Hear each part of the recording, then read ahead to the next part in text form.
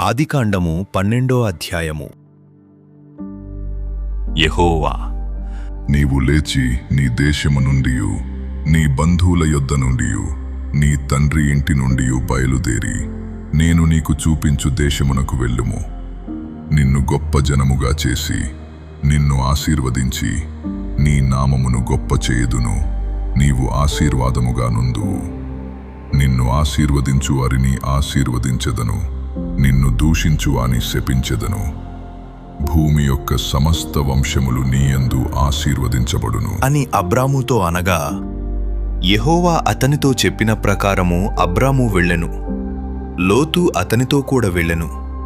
అబ్రాము హారాను నుండి బయలుదేరినప్పుడు 75 ఏండ్ల ఈడు గలవాడు.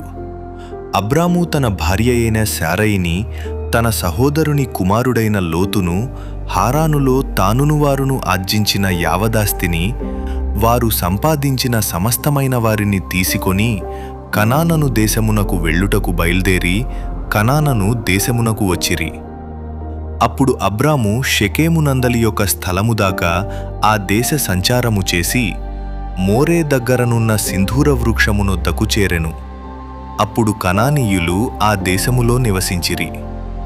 యెహోవా అబ్రామునకు ప్రత్యక్షమై, నీ సంతానమునకు ఈ దేశమిచ్చెదను అని చెప్పగా, అతడు తనకు ప్రత్యక్షమైన యెహోవాకు ఒక బలిపీఠమును కట్టెను.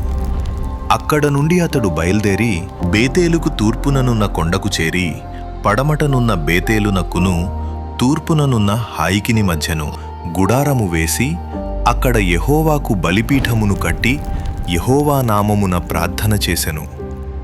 అబ్రాము ఇంకా ప్రయాణము చేయిచూ దక్షిణ దిక్కుకు వెళ్ళెను. అప్పుడు ఆ దేశములో కరువు వచ్చెను. ఆ దేశములో కరువు భారముగా నున్నందున అబ్రాము ఐగుప్తు దేశములో నివసించుటకు అక్కడికి వెళ్ళెను.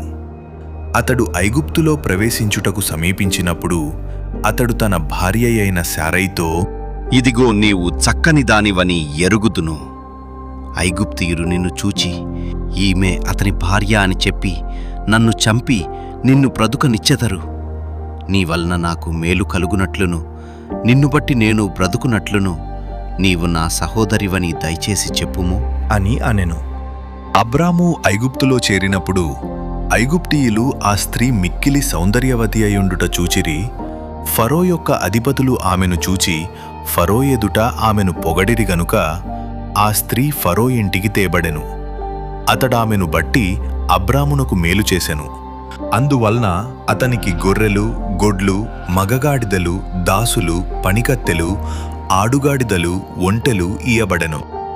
అయితే యెహోవా అబ్రాము భార్య అయిన శారైని బట్టి ఫరోను అతని ఇంటివారిని మహావేదనల చేత బాధించెను.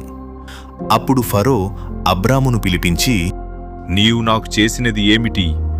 ఈమె నీ భార్య అని నాకెందుకు తెలుపలేదు? ఈమె నా సహోదరి అని ఏల చెప్పితివి? నేనామెను నా భార్యగా చేసుకుందునేమో. అయితేనేమి, ఇదిగో నీ భార్య, ఈమెను తీసుకొని పొమ్ము అని చెప్పెను. మరియు ఫరో అతని విషయమై తన జనులకాజ్ఞాపించినందున వారు అతనిని, అతని భార్యను, అతనికి కలిగిన సమస్తమును పంపివేసిరి.